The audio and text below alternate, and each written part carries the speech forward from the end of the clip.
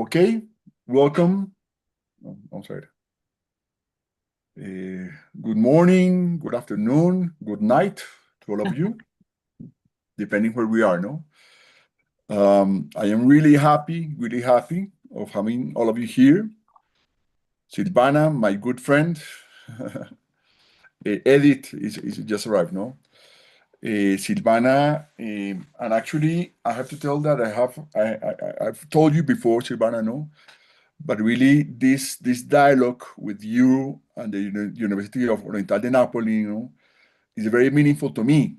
I remember when I was about 20 years ago, I was walking through, I think I was in London, and I saw this book that is called The Post-Colonial Question, no. And I just read it and said, you know what? In the future, I want to be there. I want to have some sort of dialogues, but really that book, edited by Ian Chambers, Ian Chambers and Leah Curti, which is someone that is going to be here very much with us today, no, really fascinated me to try to understand what the project of cultural studies meant in the Mediterranean, in the post-colonial Italy and all that, no. Since then, I've been always trying to be in touch with the Oriental, and last year I was in Naples, and I really met Silvana. Silvana invited me to the and now Carlos. I'm going to talk with Carlos, invited me to her really interesting space of borderscapes, I met with Marina, with Maria. Hello, Marina, and I really was fascinated with Oriental, a really interesting place to think about the post-colonial question again, to think about what it means to talk about an Italy beyond Italy and all that, And also, Silvana, I want to say something, I was also last week, in Istanbul in a conference that's called on humanitarianism, and the title of the conference was "Humanitarianism is in Crisis." Hence we need new practices and knowledges. So I really want to think, Silvana, as this conversation, is trying to get together these two very interesting conversations between the critical humanitarian studies, the question about how do we think about a different hospitality, how do we think about a promise of a different democracy, or a democracy otherwise, with the whole discussion of cultural studies and postcolonial studies as it is harbored in Naples, Silvana was here last week, and for me it's a dream of having you here with my colleagues, good friend like Carlos Manrique. Hello, Carlos. Carlos, he's a good friend. Silvana, very good friend. Actually, we went to school together. No, he's someone that is trying to think through Derrida about social movements, and actually he has done great work on the Afro-Colombian communities in the Pacific region. And of course, Maria is here. Maria, she has done incredible work about slavery with the translation of Madison. What is her name, Maria? No. So just to say, Silvana, that for me this talk.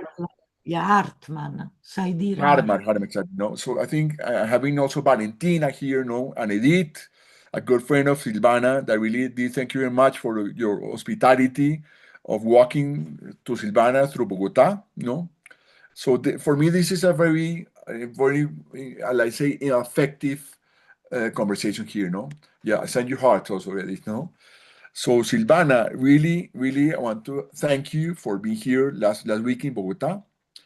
It was a short visit, but I think it was very, very active, very energetic, Of course, it was a difficult time for you, but also I think that you get a grasp about the what it means to be in a Latin American crazy city as Bogota, full of contradictions, full of violence, but also about possibility, So really wanted to thank you very much from my heart, Silvana, for all your talks, your patience, and actually your heart and your attunement for being here on that, no? So for all of you, Silvana, I'm just going to give a little bit of introduction, no? Silvana is an associate professor of contemporary studies, contemporary literature in English at the University of Naples, where she directs the Center for Postcolonial Studies. Her fields of research are deconstruction, gender studies, and future studies. She publishes on Shakespeare, the language of Cleopatra, deconstructive translations and survivals, and on female writing. In 2002, she translated Three Steps in the Ladder of Writing by Hélène Guilloux, and she has been part of the international research attack with Goldsmith and Utrecht University, and she has directed a series of workshops on migration, creative writing, and women. No, Silvana, thank you very much for being here. I know you will come back to Bogota. You have already a community that is waiting for you. And we have the idea of the promise and also trying to think about a radical friendship. What does it mean to have a radical friendship in these times of crisis and that? So without more, I give you the floor, Silvana. Thank you much. Nicola, Maria, Valentina, Eddie, Carlos, and all that. Oh, thank you much for being here. No, this has been transmitted by YouTube, so they will remain the website now. And Silvana, the floor is yours. Thank you much. Well, I mean, good evening. And remember that I call my radical friend Juan, like Giovanni. No, I mean, I should start with an apology because I was only having a feeling, a strong, intense, and beautiful feeling about Bogota that then I had to leave. And what I can say is that I lost one of the creatures that really were my companion in life, my dog. And it's a very, very strong experience. And I know at the same time that Bogota, first impression, my friends, first meeting, but long, already always friendship with some of you who have been really fantastic. So, I mean, it is helping me in a way that probably I don't understand yet, but the strength and the beauty that I experienced in Bogota for 3 days is giving me the kind of different, or at least the input for a different experience of this loss.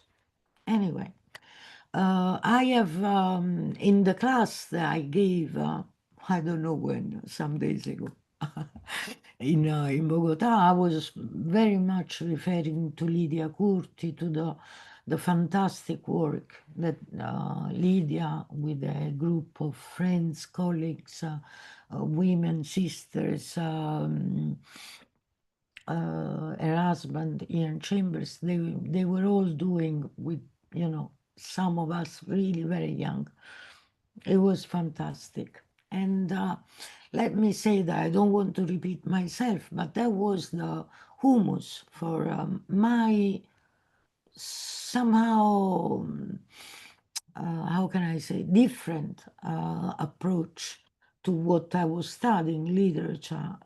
Even in the group that was very theoretical, we sort of shared the same belonging to cultural studies, but at the same time, we were also very theoretically involved. So I don't know, there was Foucault, very strong.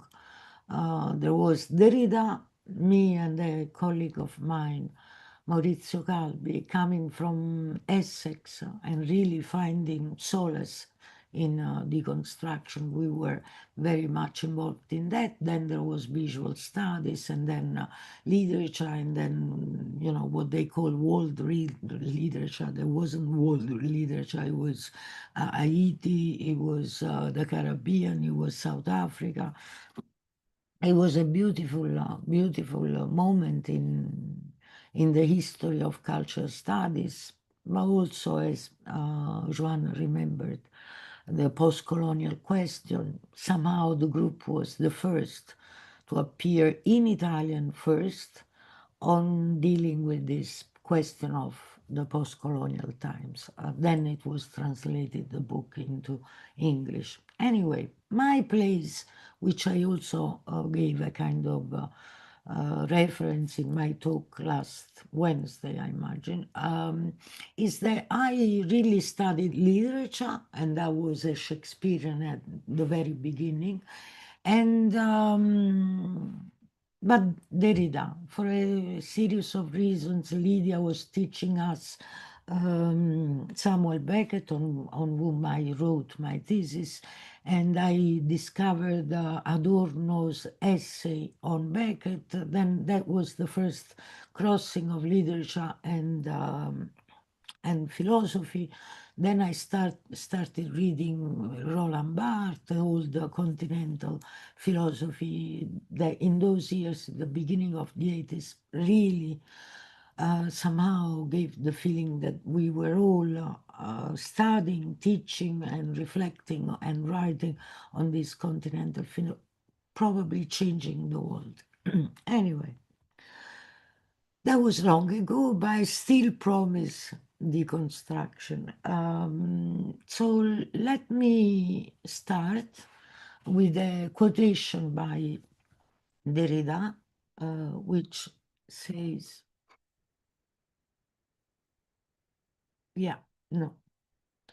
which says, deconstruction is not a method and cannot be transported into one, neither in terms of methodological instrumentality, nor of transposable procedures, neither as an act, nor as an operation waiting for deliberation, consciousness, organization of a subject, or even of modernity. So in a way, if this is what Derrida thought, what is then deconstruction? Derrida has always put into question, that is deconstructed, the question of the question, the authority of who asks and what is asked. So I will now immerse myself in the eternal difficulty in answering to the question, what is deconstruction? I will not, but I will otherwise testify, counter-testify what deconstruction has signified in my life for my own practice of teaching, researching, and writing,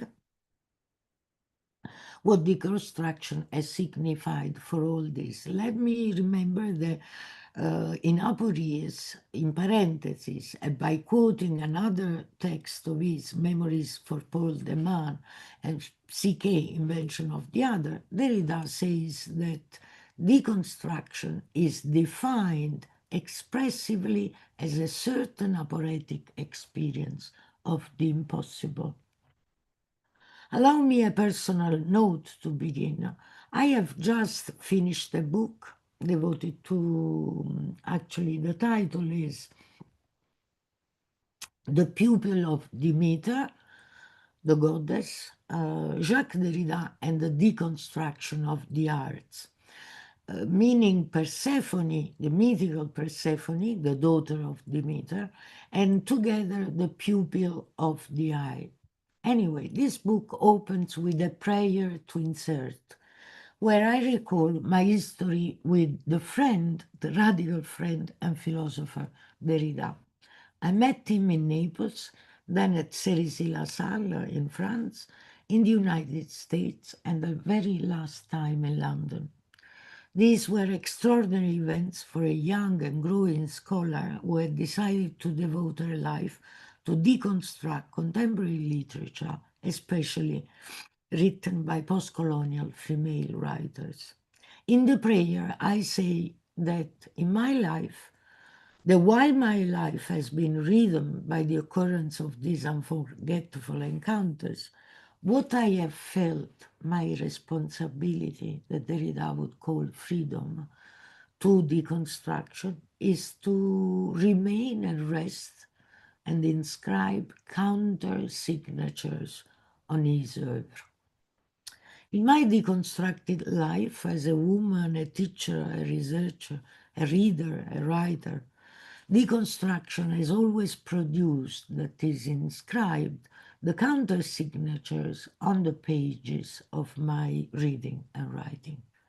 In the important 1989 interview, this strange institution called literature, that Derrida exchanged with Derek Attridge, that is the editor, the curator of the book Acts of Literature by Derrida, among many other and complex reflections, Derrida offers his thinking on the counter signature.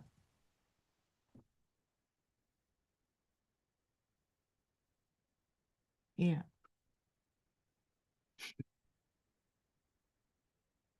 He says, sealed, placed in reserve, hidden so as to be kept, and this in its very signature, really like a signature, in the very form of the seal, with all the paradoxes that traverse the structure of a seal. A counter-signature comes both to confirm, repeat, and respect the signature of the other, of the original work, and to lead it off elsewhere, so running the risk of betraying it. The concept of counter-signature gathers up the whole paradox.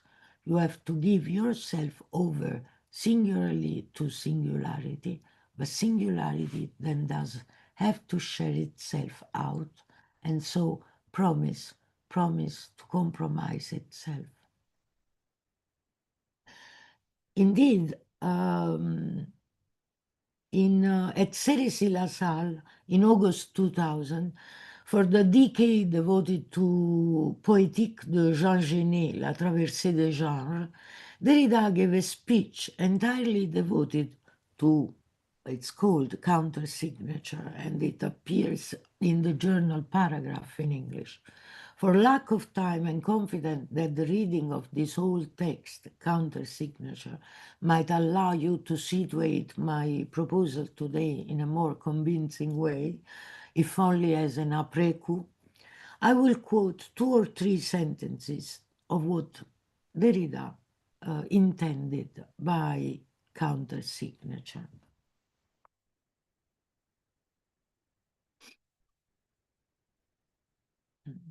Okay. He says, betrayal, tradition, translation.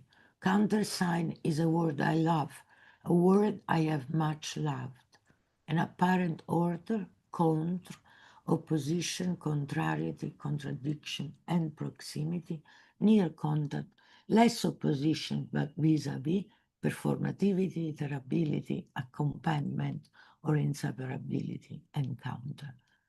What I here call with a word that leaves me a little dissatisfied because it is ambiguous, the ethics of my writing, the law it is out of the question I should infringe, is to say yes to the work that comes before me and that will have been without me, a work that was already affirmed and signed with others' yes, so that my own yes is a yes to the others' yes, a sort of blessing and ring of alliance.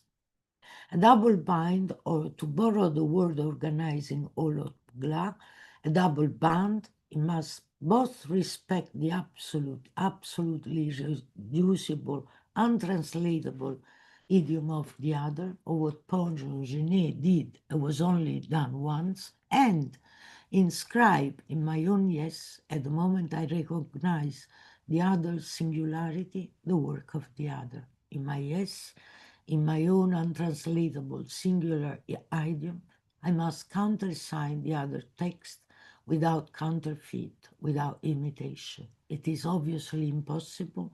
One must imitate without imitating.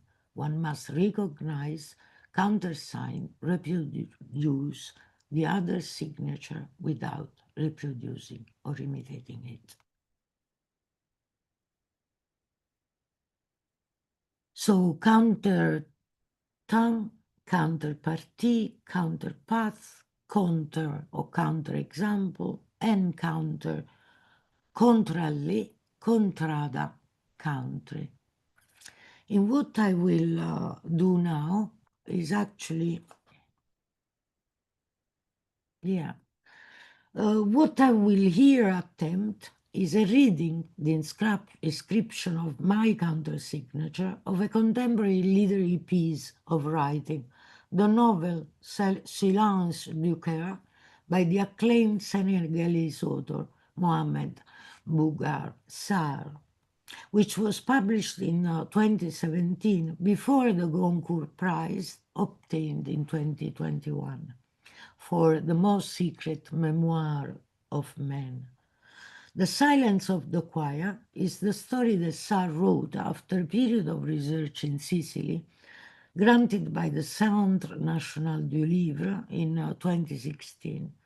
A period that narrates a novel, a piece of art that narrates the arrival of 77 ragazzi, in Italian in the text, which at one point makes a reference to the work by Pasolini with the same title, to a small, so the arrival of 77 ragazzi to a small contrada at the feet of the Vulcano Etna, through a whole sequence of happenings of hospitality, as Derrida normally would say, the combination of hostility and hospitality, provoked by their permanence in the village.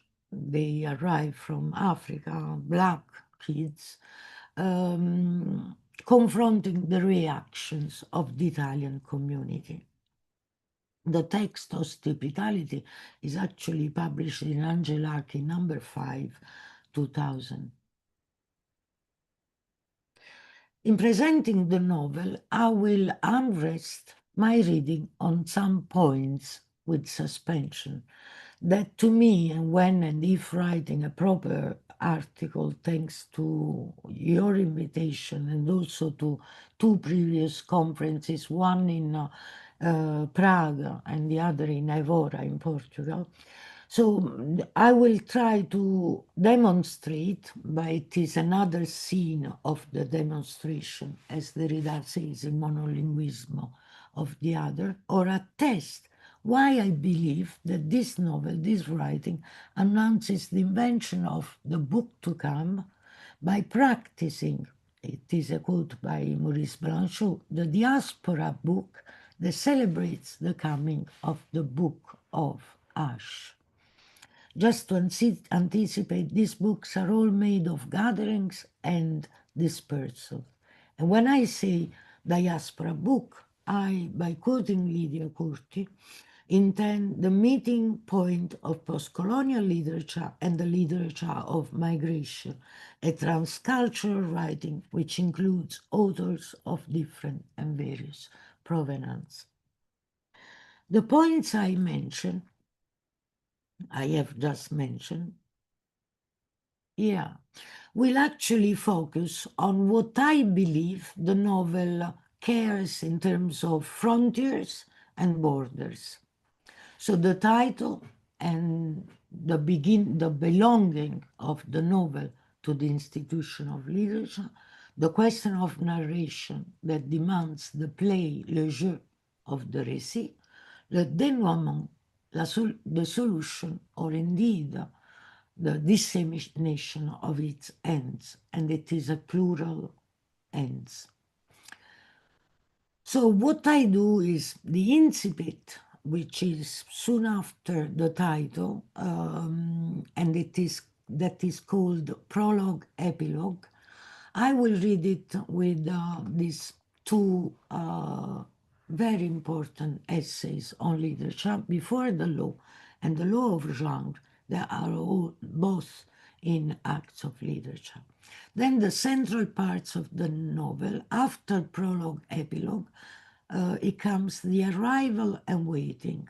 And my reference goes to Le Tour de Babel, which is Derrida's reading of the text by Walter Benjamin, The Task of the Translator. The final section of the novel, that Sarr calls The Language of Stones, in a way, but I won't have time, I know already, it could be very, very intensively read with the deconstructive instances that Derrida offers in Passage from Traumatism to Promise. So the title and the incipit, in my view, putting together the framing and the philosophical somehow, the title and the incipit point at the law of genre that governs the Tsar's narrative. The narration that follows, so the arrival and waiting, respond to the demand of testimony, counter-testimony, by means of a récit that constitutes itself as the internal polylogue of literature, its counter-law, remarking le plaisir, la jouissance of the récit, of the text.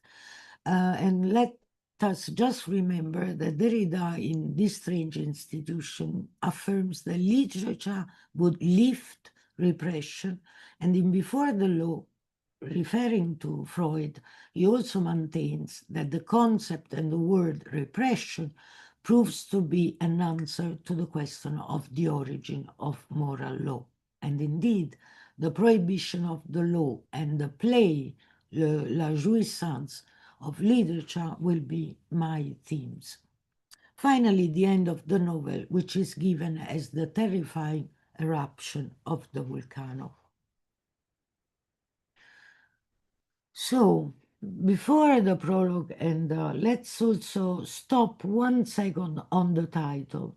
Let's start with the title, Silence du cœur, which also sounds like Silence of the Heart. I've been wondering on this title because in English and in Italian, they both use the silence of the choir, il silenzio del coro, but indeed, Sartre, who is very bright and very, very learned, he did not use le silence du cœur. I have a feeling that somehow it seems that it's referring to a generality, to a kind of general university, a state of being. But what does this title mean? What does it refer to? What is its reference? A choir which is silent is not a choir. Its silence annihilates the voices and the music of the ensemble. Still, it is the title that entitles the novel to appear, the law of the story's appearance in its institutional, ethical, legal terms, in its identity, singularity, and unity. The law calls in silence, says Derrida. The chorus is silent because, like all laws, moral law, judicial law, one has to submit to it and must respect it because in its muteness. In narrative terms, this silence is what the ragazzi, the outlaw, must confront while waiting for the verdict or the sentence that might entrust them with the legal permission to stay. At the same time, it is also the literary personality of the story, identity, unicity, rights, positioned before the law, the inscription of its writing, whose performativity might advance, retrace, intervene, and transform the silence of the choir. It is at the same time what keeps us as readers detained, imprisoned in the confrontation with the readability, fabulation, repetition, relation, history of the story. Here, somehow, the impossible history, the forbidden path, the infinite detours, the delays, deferrals of the narrated experience. The law is silent, and of it nothing is said to us, nothing, only its name, its common name, nothing else, says Derrida. Its muteness is what keeps the ragazzi waiting at its gates, boundaries, spaces shut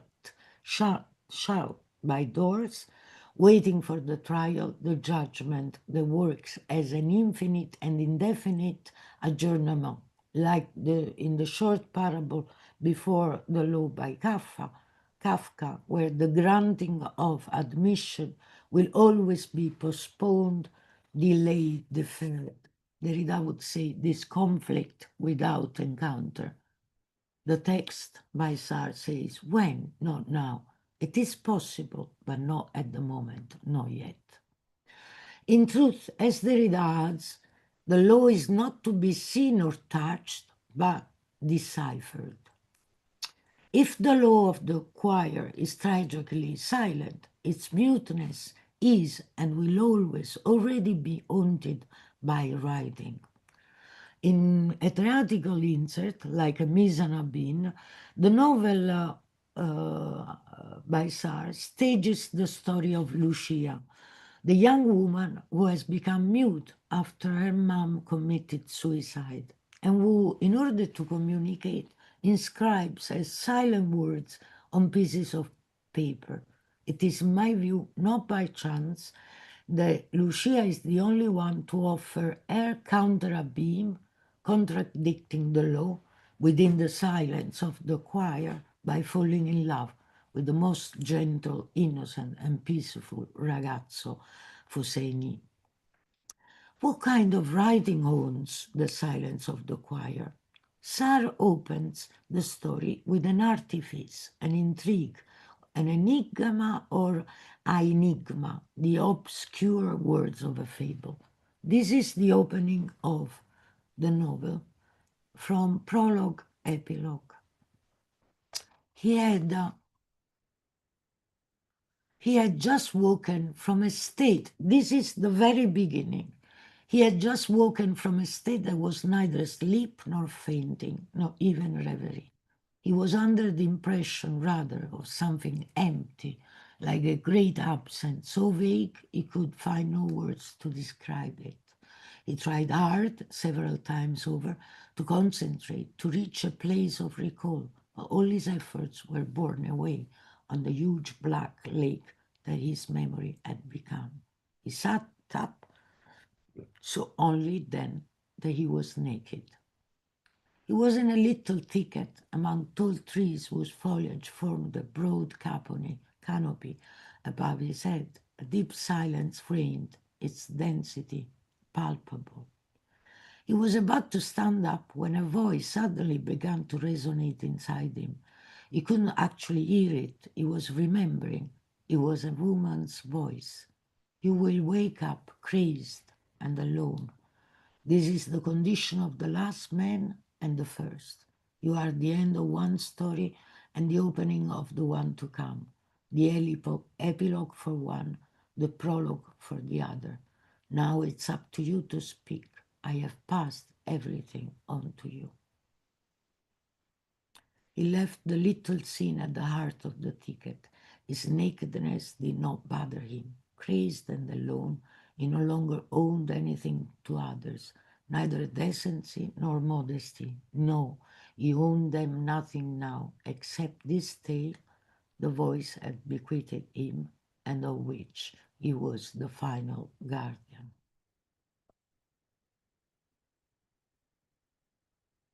The end begins. There would be so many things to decipher here. Prologue, epilogue seems to open the story with an act of imagination, an internal pocket, which is also the ticket mentioned in the passage, larger than the whole, a pocket inside the corpus, advancing and retracing, setting the entrance and the exit, both unstable, fragile, the division and the folding upon itself of the line of narration, the staging of its testimonial excess and the overflowing of words against the silent law. The counter law or subversive juridicity of the récit is staged and figured, staging and suspending the law of silence. It calls on the narrative scene the last man, the first man, the end of one story, the opening of the one to come. The one who will survive the end and open the story is naked, disarmed, exposed without protection, open to the other, unique, possibly mad, because, as Derrida says in monolingualism of the other, the law, as the languages, is Anyway, the only place and the first condition of madness. He's addressed as the guardian of the tale, different from the guardian of the law in Kafka's short story. He's addressed as the guardian of the tale by a female voice. Derrida says the law is in the feminine, meaning the silhouette, the shadow, the profile, the generative principle, the request, imploration, prayer, points zero, testimonial responsibility, engaged in singularity and absoluteness that is the endless promise of the counterexample to the silence of the law, the silence of the choir.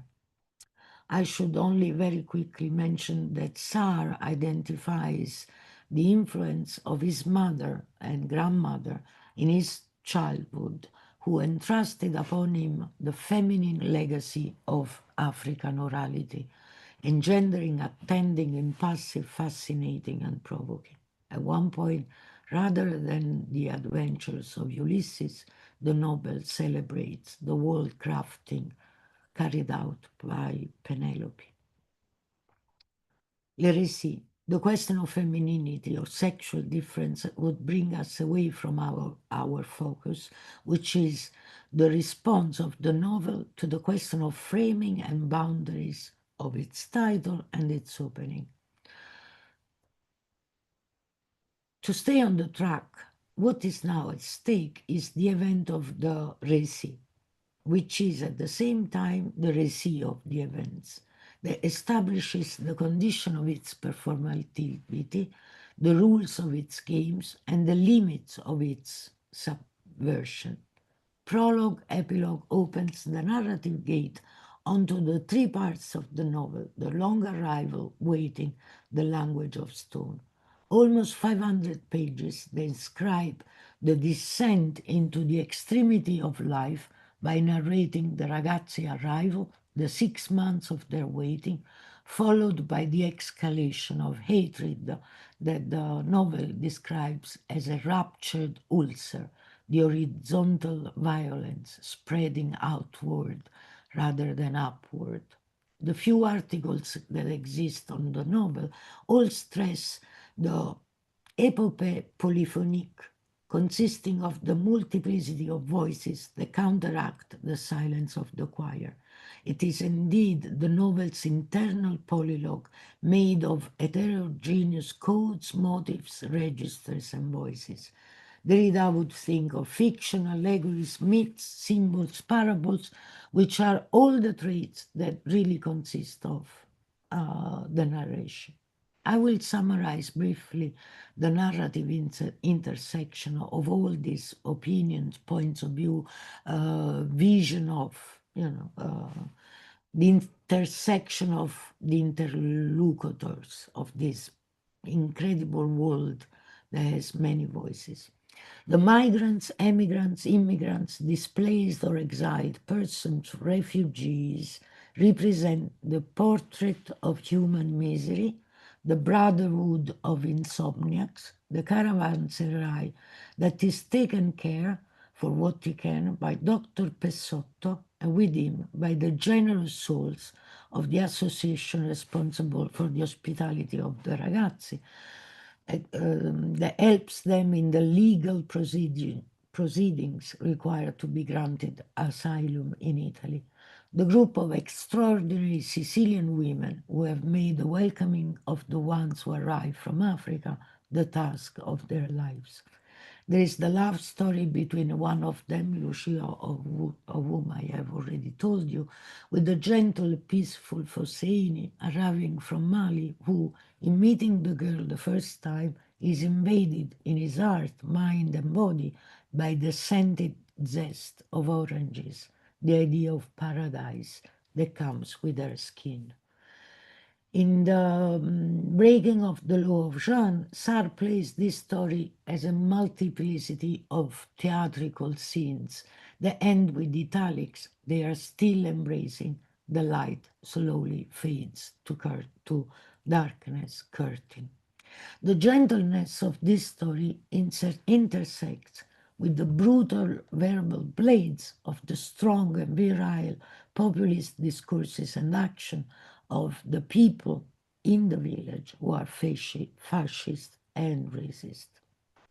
There is the politician whose corruption, greed, cynicism, and manipulation associate him to the head of the racist group.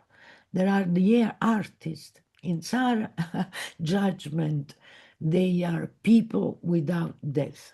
At one point, they are selling the painting entitled Off Frame, Off Art, Off Camera, consisting of the frame of the painting, a simple frame without a canvas, thus provoking the comment by Husseini. Listen, because I think it's honestly only a white person would go and buy nothing and pay a fortune for it. They want to possess, always possess, and since they already have everything, all that is missing is nothing, so they buy that too. There is the poet, the greatest living poet in Italy, who gave up writing without ever explaining why, but who, at the arrival in the village of the Ragazzi, gradually starts feeling the sudden, powerful, all-encompassing desire to write poetry again, because, as he says, the poet retains the possibility of meaning with one hand and with the other tries to transmit it to fellow human beings. There is the poet's friend, Father Bonianno, the missionary who helps the ragazzi to write or rewrite their stories, terrible stories narrated in precise and painful details, to meet the commission's request and finally obtain the visa. He represents a very charismatic character who wants to be remembered for being less a man of the cloth than a man. Finally, there is the Leon insert Jogoi, the final guardian of the female voice that bequeaths him in the incipit the injunction to narrate the tale. The Senegalese cultural mediator who knows 10 languages, African, European, and Arabic, who has experienced the migratory journey himself and keeps the memory of his life in a diary where he narrates the memories at home of the rites of passage, the experience of traversing, which is also, as Derrida remember, the meaning of experience, traverse, endure, proof, passage, traversing the sea, the hospitality found in Sicily. Often, he says, in the evening, after a long day of work, he would write, inscribing the story in grey upon the pages of the white pages of the novel. He is in truth the one who acts as the translator among the many languages of the ragazzi, also allowing their communication with the Italian community. Here is what he thinks of translation. He saw translation as a metaphor for the human condition, something that perhaps symbolized two contrary movements whose tension was at the heart of their lives. On the one hand, the impossibility of communicating a part of what was essential, in other words, the failure of language faced with the human enigma, and on the other hand, in spite of everything, the desperate attempt through language, if not to name that enigma, at least to get close to it. Failure and hope. Translation was no more than that. Translation is also the promise that something else will be created. To translate is with one and the same gesture to mourn the primary language and to wager one can build another one on its ashes. What would be better for mankind? To have a single language that everyone can speak, or several languages that could be mutually translated? Were people richer before or after the loss of their single language of Babel? The God of the Old Testament believed he had destroyed Babel by taking away the ancient language. In reality, he merely contributed to the construction of another tower. Babel never stopped being built, but has changed its direction. It is no longer vertical but horizontal. It is no longer trying to reach the sky. It is trying to connect humanity. Whether it has succeeded remains open to debate. If I had time, I could read Jogo's role of translator according to Walter Benjamin's essay, The Task of the Translator, in the interpretation offered by Derrida in Les Tours de Babel. Both essays that in their different and interconnected way hint at the commonality of languages in a sort of prehistorical time, in a kind of archaic history that probably never existed, but that they, in their messianic interpretation, believe it existed at that time, and also translation should announce the promise of l'avenir. They should constitute a memory linked to the future, the promise inspiring towards what happens tomorrow. Following this line of interest, I could stop on what Sartre does with the question of translation, because he translates the whole idea that is very clearly said here into this idea of the primary language or the commonality of languages that translation exposes into the question of one humanity, one group of human beings meeting another, a vision that works along many perspectives, past, among, toward, up, says the novel, following the procession of migrants making their way through the village slowly, as if they would be sensing the imperious need to comfort one another, to grow closer, to become a single man, together with the necessity of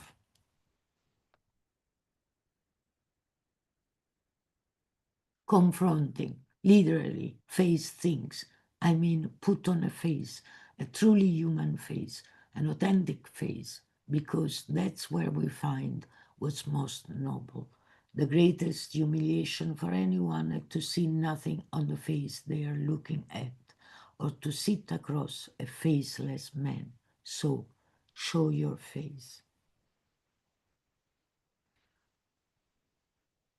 Here, to go back to the topology of before the law, the face-to-face, le vis-à-vis, would imply no eye, no bowing, no standing or sitting, no high, no low, far or near, now and later. Indeed, on equal terms. Once again, there is no time to follow this track. I would rather conclude by going back to the very closing sentence of the quotation. To connect humanity, whether it has succeeded, remains open to debate. Silence du Cœur, in truth, debates the success of human connection by means of two ending scenes, both part of the third and final section, entitled The Language of Stones, which I would, if I had time, entitle The Eruption of Techne, by quoting for the last time the law of genre, but no time and apologies. The first end stages the trauma, terror, injury, offense, vengeance, the lesion, blows and injuries, scars, murders, sometimes collective assassinations, writes Derrida in Monolingualism, inscribed on the body that is on the writing, acted out by the fascists attacking the bar where the ragazzi are celebrating the winning of the championship. 9 people dead and 6 seriously injured. The trauma is immense, especially for a small village and its somehow organic community, and violence does not stop. The fascists are ready once again to attack very strongly the ragazzi, who are now judged as the guilty ones in their legal procedure. Now they will never get the visa, whatever their participation in the fight might be. The moment of suspense, the anticipation of the massacre, is indeed interrupted by the second and final end, the explosion of the volcano Etna, with its threatening roars, ashes and toxic clouds, red and black smoke, the earth trembling, and the molten lava bursting like the crater, like a blinding blade. When reading this scene, I was immediately reminded of a letter that Franz Kafka wrote, who, and I mean, I imagine I don't need to say that Kafka has been inhabiting my thought throughout the whole thing. In this letter, Franz Kafka evokes the book of Acts, made of stone, lava, molten rock, agglomerated magma. This is what Kafka writes. We need the books that affect us like a disaster, that grieve us deeply, like the death of someone we loved more than ourselves, like being banished into forest far from everyone, like a suicide. A book must be the axe for the frozen sea inside us. This is my belief. In my counter reading, after the epigraph by Virgil, the Aeneid, that says, "None has a fixed dwelling, we live in shady woodlands," after the novel difficult and tragic development, after the attempted suicide by the translator narrator himself, the quasi erasure effacement, the always possible complicity, contagion, contamination, the failure of the performative, where there is no mastery, because if there is mastery, there is no event. Derrida says in Counter Signature. The belief of Mohamed Bougarsar in Silence du Cœur is to announce the book to come by means of the invention of the diaspora book. The ends begins with the promise of the book Acts, the one that wounds, stabs, and wakes up with a blow on the head. From trauma to promise, in the dispersal of its ashes, the novel's touching blow beautifully disseminates its counter-law, its counter-genre, its counter-récit, and in the end, its counter-signature against the silence of the heart. Thank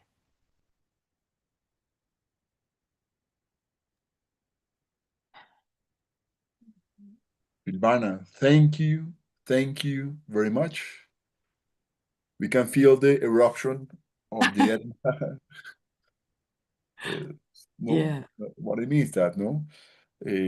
Thank you very much for this, for the really interesting talk, no? You have not been too long. No, it was perfect. It was perfect. No, I have to say again at the beginning, because I didn't mention it, that actually this conversation is being organized both by the Languages and Culture Department, no? That, by the way, some years ago, the symbol of the department was the Babel Tower, no? That was the symbol of our department, no? I Uh, see. exactly. So it was really interesting to think, to be, how do you brought back the image of Babel, that was the symbol of our department, no? And also by philosophy department, no? So these are two departments, both language and culture, and also philosophy, no? And actually, Carlos, who is here, he's part of the philosophy department, no?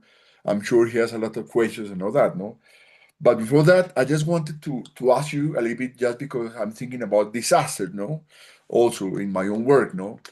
And you know that I'm also work about hurricanes and the Caribbean and all this, no? And there is this really fantastic book that I'm going to remind right now, no? That's actually looking at hurricanes, no? As at the contemporary hurricanes as the traces, no? At the specter of the slave trade, no? Of the, how hurricanes are more or less tracing all this Black Atlantic and all this, no? So I want to ask you more. How do you think about disaster? No, what does it mean about ending this novel with the eruption of the Etna? No, how do you link disaster with the idea of the promise? How do you think about Edna within this relation between trauma and possibility? Just a bit more, little bit more, just to start this question. I know that. Can I reply? Yeah. Yeah. Joanna, you know, always to keep the Derridian suggestion, he would criticize and deconstruct Heidegger really strongly, especially on the question of the animal. uh, Mhm. So the animal is the absolute other, and there for him, and probably in a way that now I understand days after days better. He was really, it wasn't only a moment in his thinking, it was really the moment in which he had somehow gave a physical image of austerity. And of course, either would say that the animal is without world. So, according to the hierarchy, the human stays in the same position. The animal is what is similar but without the world. The vegetable, somehow, I believe that Derrida already really exploited in a fantastic way in Glas, in this book where Hegel and Genet are somehow counteracted one against the other. But he has never, he says at one point he will talk about the stone. So the animal, the vegetable, and the stone, also the hurricane. But he, from what I know, and I really have spent all my life studying Derrida, he would have done it if he had lived longer, but he has never really talked about the stone. There is one beautiful and very relevant essay on Zionism that is called The Language, the Vulcano, and it's on a letter, especially on the necessity by Scholem and others to Zionists, German Zionists at the time. So he's kind of reading that, and I was looking for the Vulcano, the Etna, and then I found extremely relevant insights for the question of Palestine and Israel. But yes, so I'm saying this because I think that probably, that there is I don't know how to say, that there is really space there to start thinking. You said the question. I don't know. Maria knows. Wrote a long essay on Zong by Norbert Philip, who again is an Australian poet. Well, no, she's Canadian, but born in the Caribbean, and she found an incredible legal report at the time of the Middle Passage, where 300 people were black slaves, were thrown from the boat, and it's only one page. And with one page, she has been able to create an immense, extremely difficult oeuvre, where at the end of this, she uses the one page of the legal report, and she creates 400 pages of language that is totally broken, open. She repeats, fantastic. But the reason why I'm mentioning, because the last section, you don't read anything. It's all inside the water. No, the language of the ancestors, they are totally subdued into the water. And there is also Christine Sharp, who says that the water also keeps the the energetic points of the bodies that were that fell into the water. So I don't know if you like literature, but I mean there is this black very beautiful author, female author, who wrote, oh God, I can't remember. Maria probably remembers the title. Uh, it's the story of Katrina and the Yeah. story of a, of a family totally living in poverty and what happens in 12 days they were just bringing. And again, a fantastic story. She also makes references.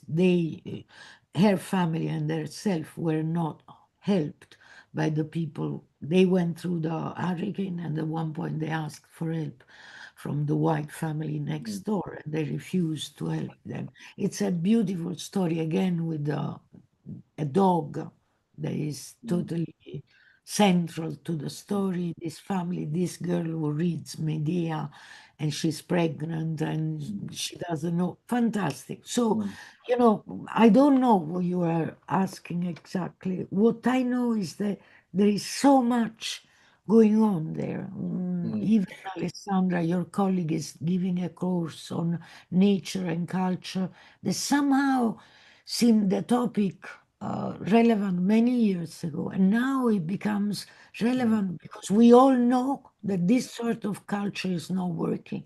That mm, nature mm, is is really refusing, uh, telling us that it mm. doesn't, that that's not the way. I just sent you, Silvana, to through the chat, the book Yeah. that I mentioned. No, it's No, fantastic. I think Actually, I know because it's also the question not only about hurricane, but also about the Noah's Ark, meaning yeah, that quality community, who are we going to put inside the the ship? No, it's the question about the ship. No, so I find it interesting to think about also about ship and hospitality and all this. No, so really, yeah, I really no, appreciate.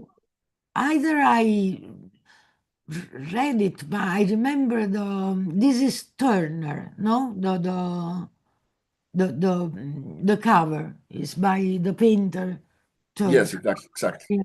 And it And is this is a colleague that actually we met. Perhaps Carlo, do you know him? This person, no?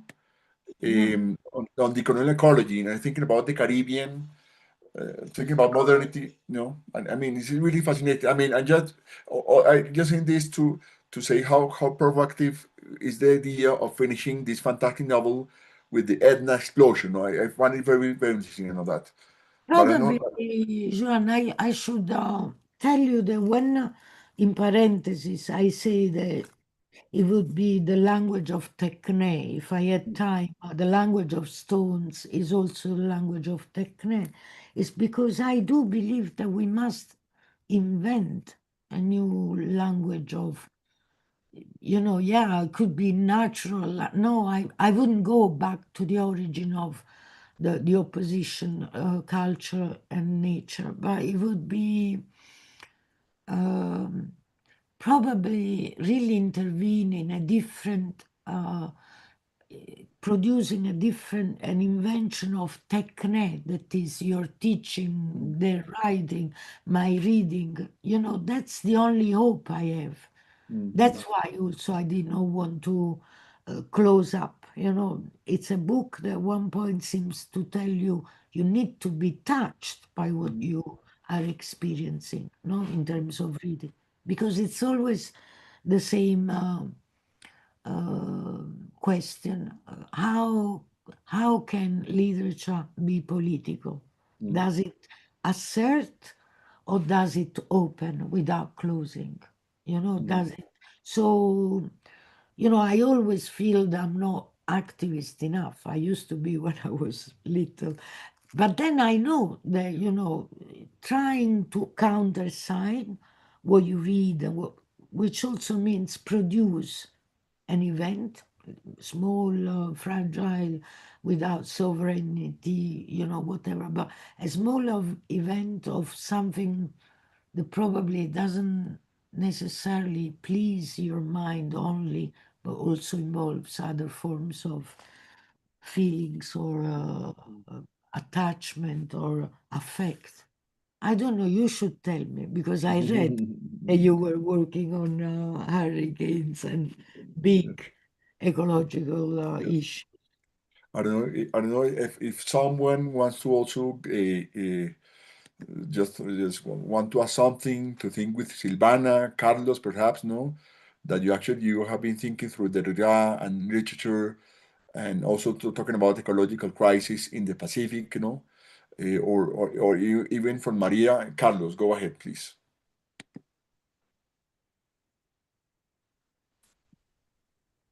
Do you listen to me?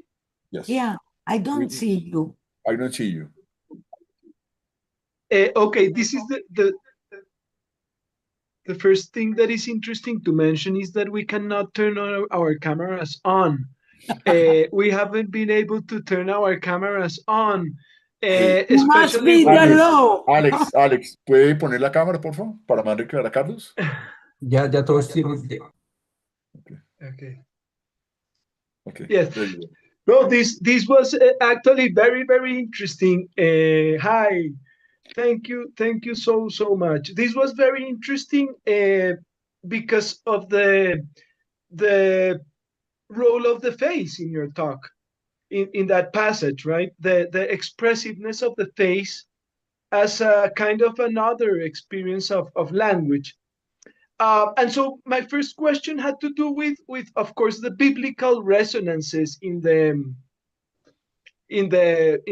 novel you are talking to us, and the kind of Adamic type of experience at the beginning, right? The experience of a certain moment of the cosmic silence, right? After creation, but then also the notion of the face, right? Bringing up, of course, Derrida's relation to Levinas, and Levinas' understanding of the face as a reinterpretation of divine law, right? Divine law is expressed in the face-to-face encounter. So a first question has to do with how I think that is very telling also of Derrida, who is also kind of like always in between paganism and monotheism, right?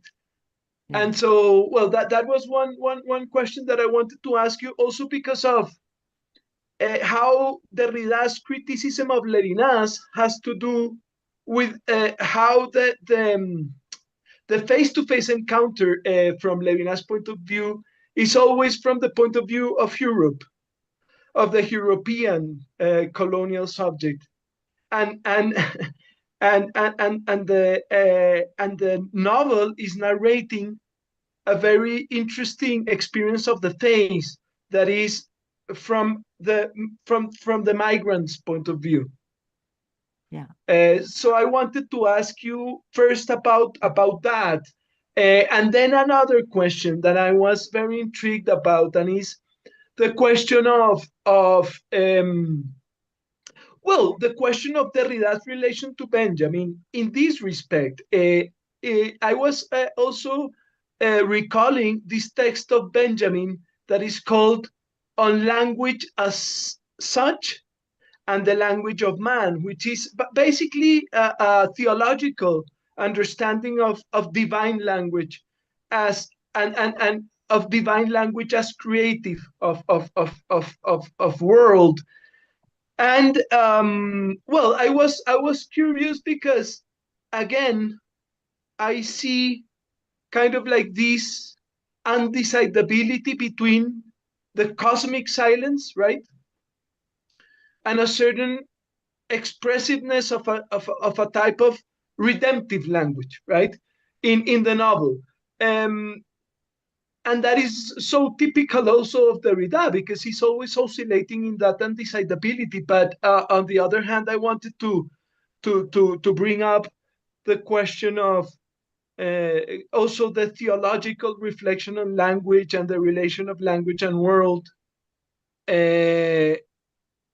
of which the Tour of Babel is not the only figure, but how do you think about divine language and divine language and the relation of divine language to the world in your reading of the novel. I was curious about that, having in mind those references. Thank you very much. It was beautiful to listen to you, and it was such a pleasure to see you finally face to face.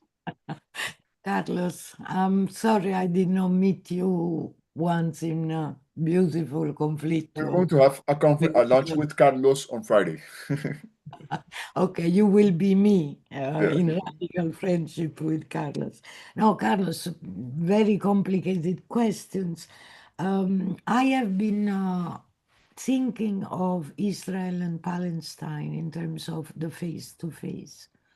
And I will never, I mean, after what has happened, also listening to the hostility, no hospitality, but the hostility of the settlers. For example, yesterday there was a long interview in a gathering with some women leaders of the settlers.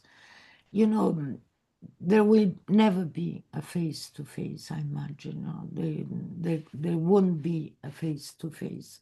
Probably, as you say, Levinas being from the side of Europe, maybe the Occidental world, even in its Jewish communities, they can dream of a face to face. But I don't believe that, the traces of colonialism will disappear.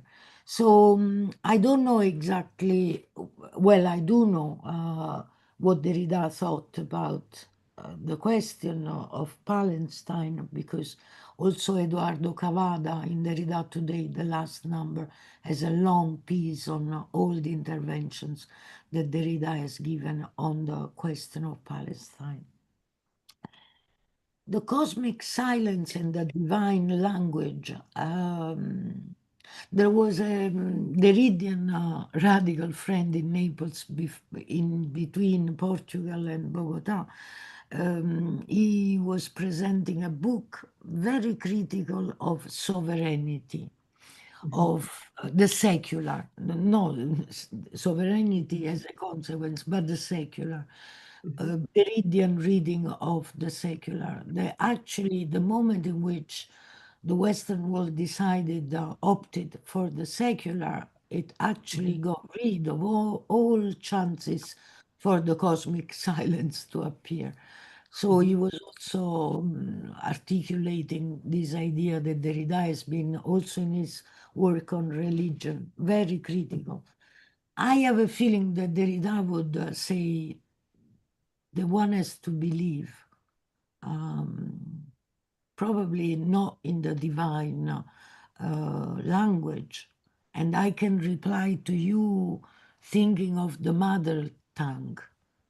If there is any direct reference to a sort of sublime divine language for Derrida, from the way I read it, is the mother tongue. And he has been always, in monolingualism, he has a long note on Hannah Arendt, who, sorry, because, Palestine is in my mind all the time. So he quotes Hannah Arendt saying, Hannah Arendt could not make sense of the Nazi thing from the States. And she wonders how it is possible that such fantastic, excellent, unique language such as German could ever allow such a tragedy in the world.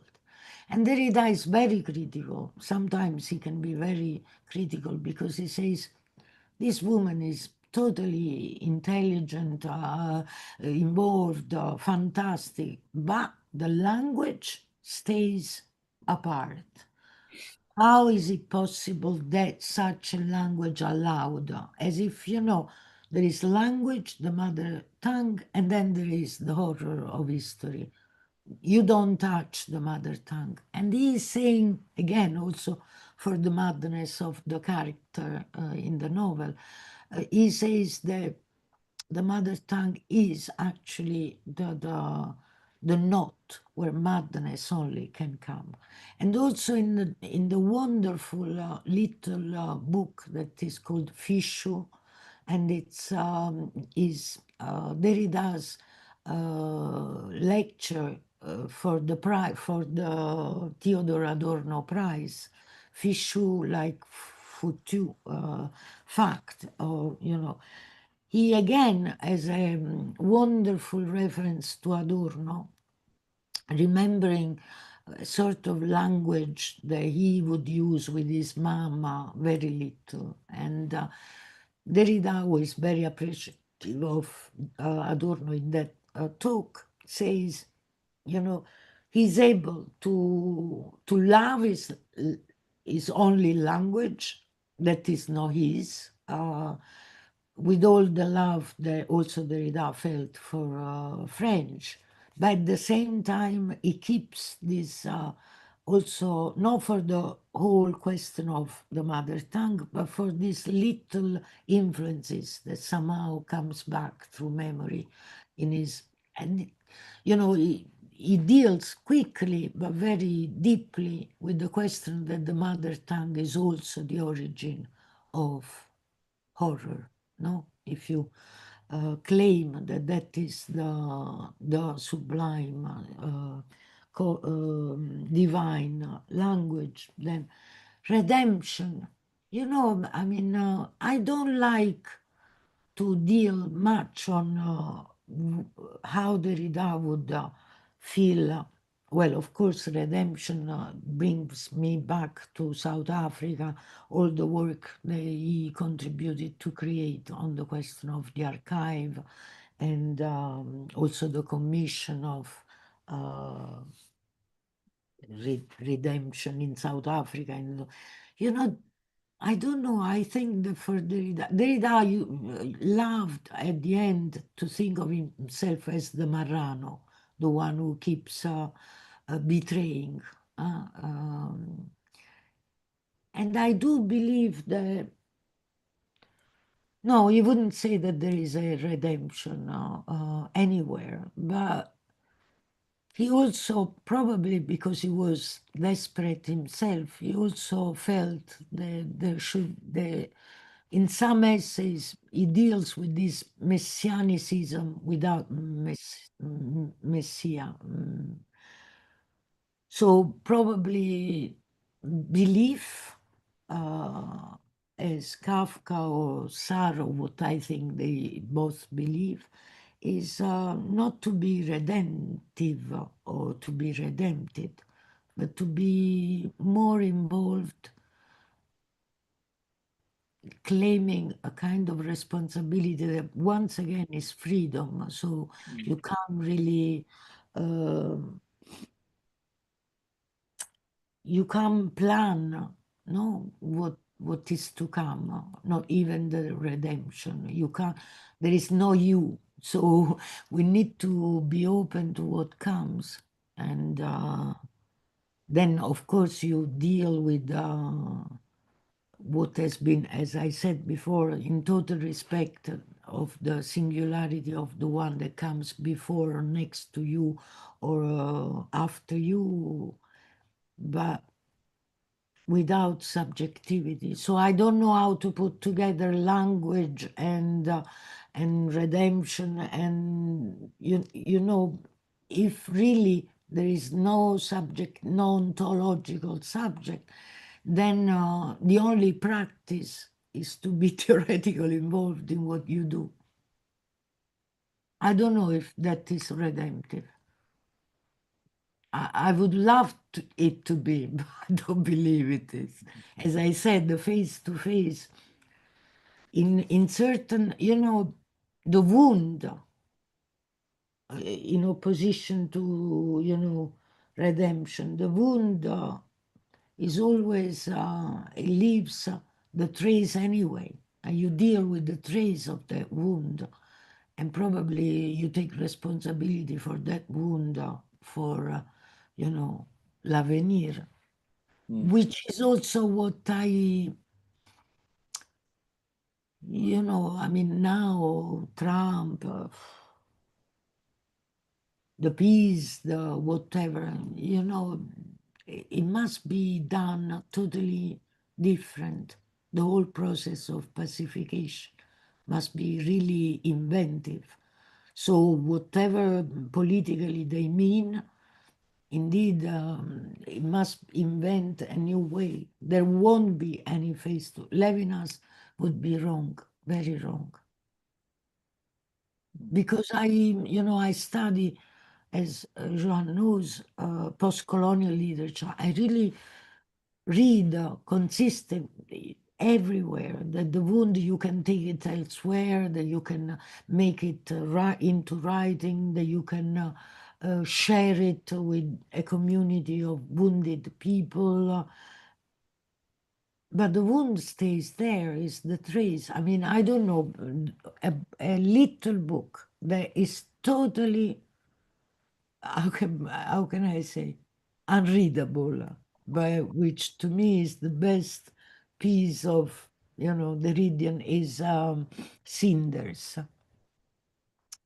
where he really, in a very, very crazy way, poetic way, or he deals with the ashes of, he even says the ashes, the cinders are even more, are closer to what I think of the trace than the trace itself, because the moment when the ash is there is also not there. So il y a la cendre, mais c'est la langue.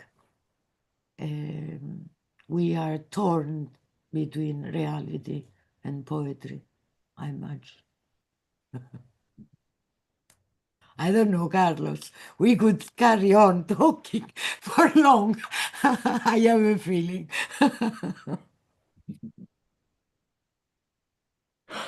Uh, I don't know if anyone wants to jump in, having more questions. Maybe I don't know. I don't want to put you in the spot, or I don't know, Valentina, Maria, Nicola, whatever you want to do. But really, really, this has been really fascinating, Silvana, really, because actually I come from this conference on basically it was a shout saying, look, humanitarianism is in crisis, no?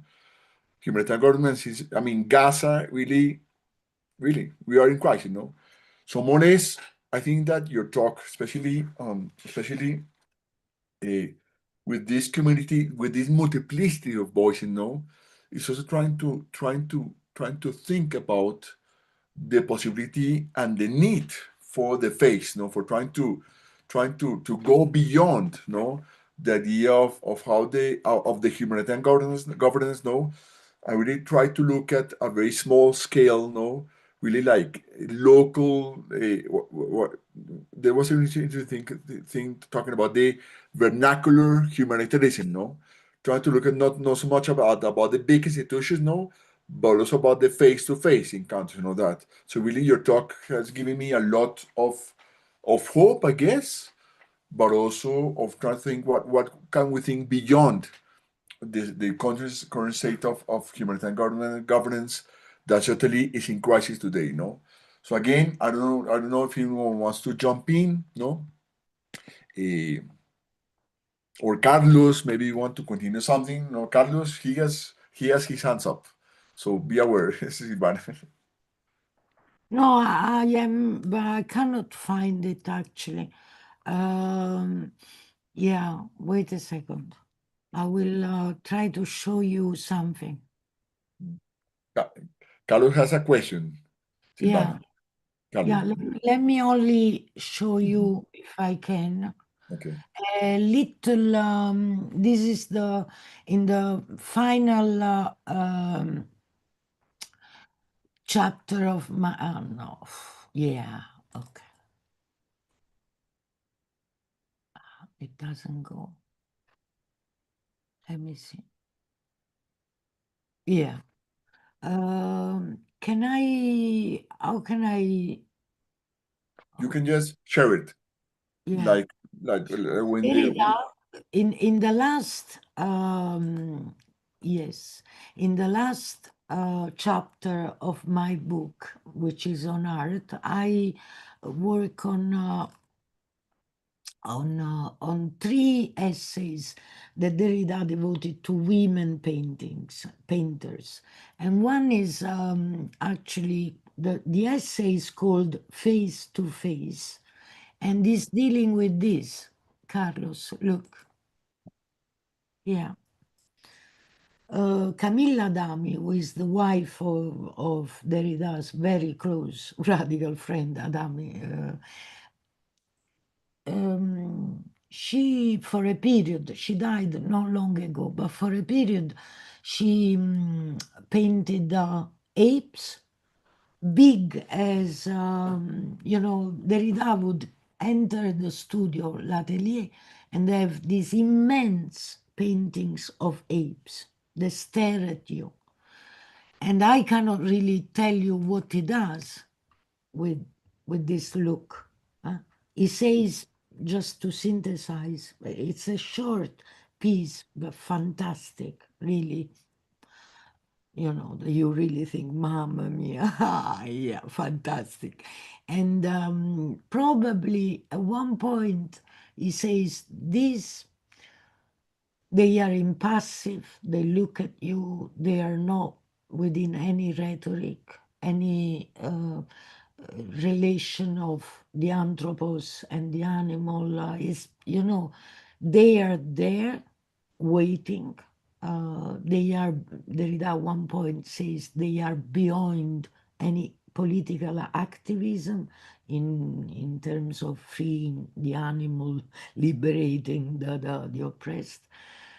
That we need to be exposed to this sort of face-to-face that doesn't have words, that doesn't speak, that is only yeah, look.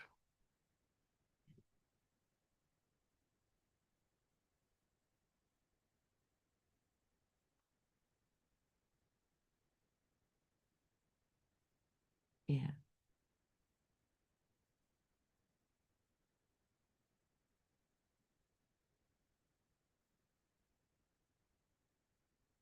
No, here they are magic rituals. No, yeah, this is it. And yeah, probably it's very complicated also what Joan and you are asking. I don't know. What I still find absolute unique in Derrida is that he poses questions more than giving answers. And, there is such an exposure. That's also what I try to teach my students who do not want to expose themselves, even if they know me and they are listening to me, but they don't intervene.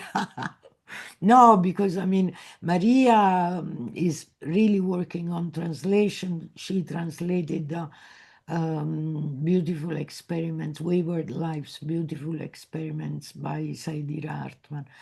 Nicola is a young scholar, but already with a total passion for arts and post-colonial writing. So I don't know, probably I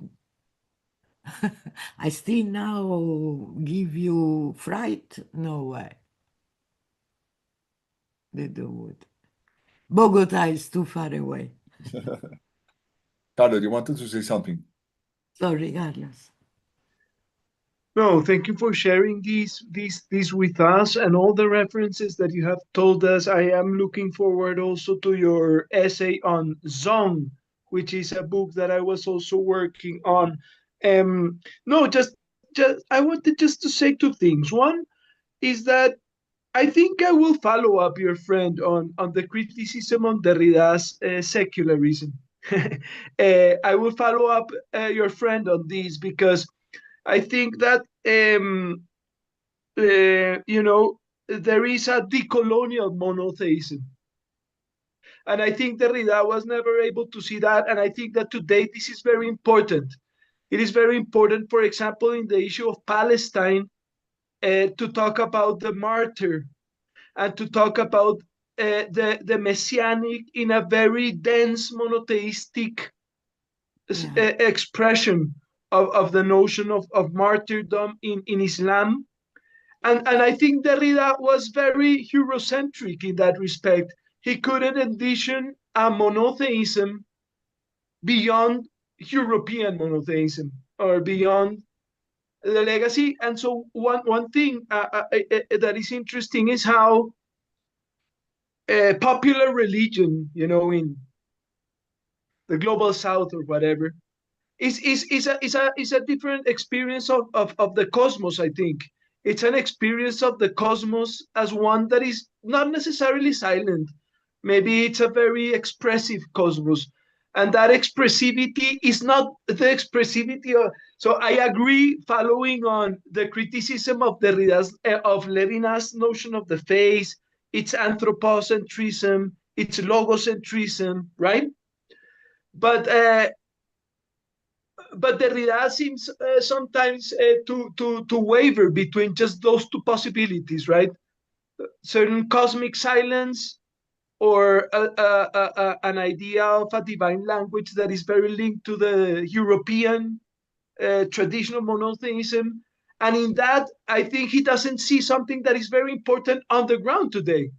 And is that, people engaged in popular forms of religion, let's say, Islam in Gaza today, for example, have an experience of space and time that I think it's very it opens new avenues for monotheism. And I think that Derrida's secularism that doesn't allow him to see that. And I think that his discussion with Benjamin, which is at times very tense, has to do with that. So and that was the other thing I wanted to say. I'm thinking about redemption in terms of Benjamin, right? And for Benjamin, language is redemptive because language is the place where messianic history works. Almost even beyond human history, Yeah. And so in that respect, I think that a certain idea of the archive, a certain idea of, and perhaps I think the question of, well, the question of the trace also, as you want to rethink it, because I think you bring these images also regarding your notion of the trace and your notion. I think that notion of the trace is still compatible with a more Benjaminian kind of notion of a certain redemptive quality of our relation to language, no? In that very narrow sense of redemption I was talking about. But yes, we could keep talking, and I don't want also to monopolize the conversation, because I know that there are other questions that people have to take advantage of this beautiful No, but you're right. opportunity. I don't want to avoid the question of language. Sometimes I believe that it's more languages in terms of techne again, so when you go to art, it is probably today outside certain logic of market or whatever. Art is the language, actually languages of arts. So art is one, but then many languages, and probably the effort, the task is also to, in also Fishu, the title of the little book, in Italian is Benjamin's dream. He has a dream. Derrida recalls one of the dreams Benjamin had just before then dying, committing suicide, whatever. And again, it's the letters that somehow are on this veil that announces as well the tragedy that is to come. So many things.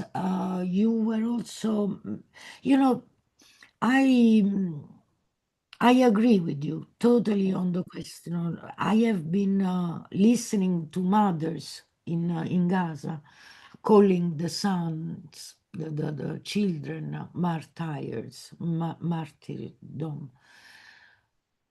Again, once an artist came, a filmmaker, and she told us the mothers in Palestine sometimes they prefer to see their children offer their bodies to the fight than seeing them totally without anything, any sort of individuality, nothing. To see a son, at least that's her tale. She was filming mothers who said, "We lose the boy, but we know that we have lost him anyway. So at least there is a moment in which they feel the history is in their hands, not in their face, but in their hands."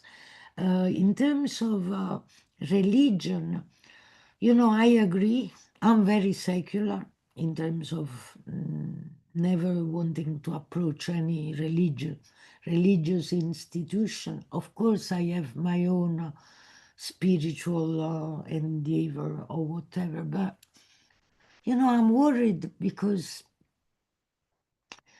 even in the 3 days in Bogota, where I was watching, I told Ricardo Juan that I was watching the Netflix documentary on the 4 children lost in the jungle. Fantastic, really. And, without the wisdom and the absolute knowledge of the people of the indigenous participating to the thing, the kids would have never been found. So yeah, I wrote with some young friends, scholars, a book called Cosmopoetiche, but Cosmopoetiche, that was very much on probably you also, Joan, you would find a woman, an Australian woman who lives in, or a Canadian woman who lives in Australia, or the other way round. She's called, God, This is the Povinelli? No, no. the book is called Bodies of Water. And she is, wait a second. Let's go and check it. A wonderful, wonderful book. I can't remember. I will find it on. And that's a reference to a new sort of ecology. Mm. And she's also the mother of this sort of marine, aquatic feminism. Mm. All this. Okay. I'm Yeah, tired. I see her. Neymanis. Neymanis. Yes. Very good. Post-human feminist animals. I'm not Also too sure. very, very involved activist with different groups of research, with indigenous people. No, but Carlos, you know what I'm really worried about is that on the other side, the people who are supporting Trump, they are claiming this new or very old sort of crazy fundamentalism, which I don't know whether it's in response, whether it's a kind of madness, because it has always been there and now, it's coming back. And then, of course, one really never really starts discussing, and probably Benjamin would be inside the discussion, but what is not so much Netanyahu because he's a monster, but the Jewish community is also totally linked and, inhabiting that sort of, I don't know, divine religion or whatever. So, in a way, if what all this announces is a kind of what we have been trying to avoid for so many years, the clash of civilization in terms of religion, I am quite scared. There is no limit to that. And I understand even it was nothing in Bogota, but I could feel also the reason why I say that it's helping me also with the loss of my dog. There is an energy that is cosmic, that is poetic, like poetry and ethics together. But I don't know why we must enclose it in a institutional, I know that there is a drive that's never been allowed to speak in the secular discourse.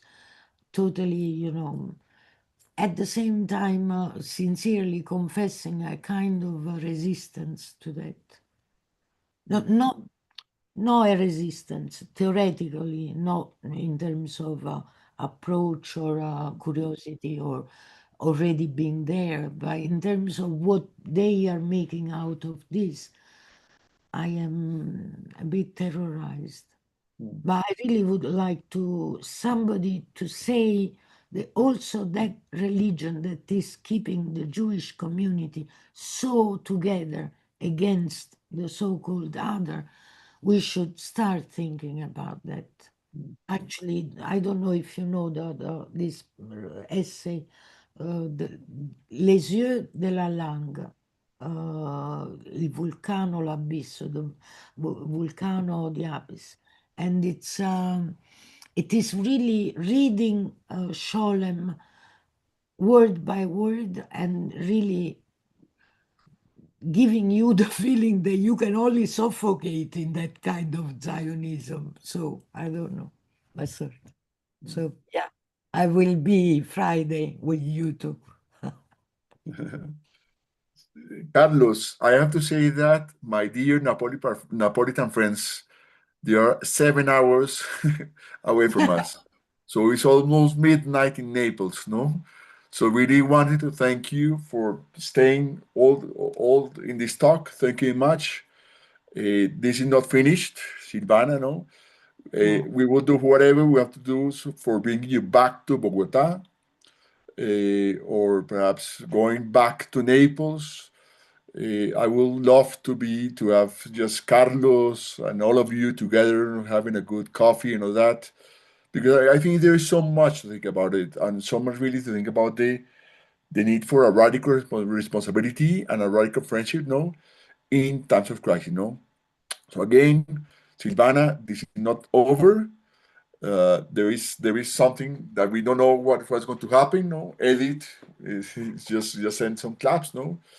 So it's the l'avenir. No, so much to come.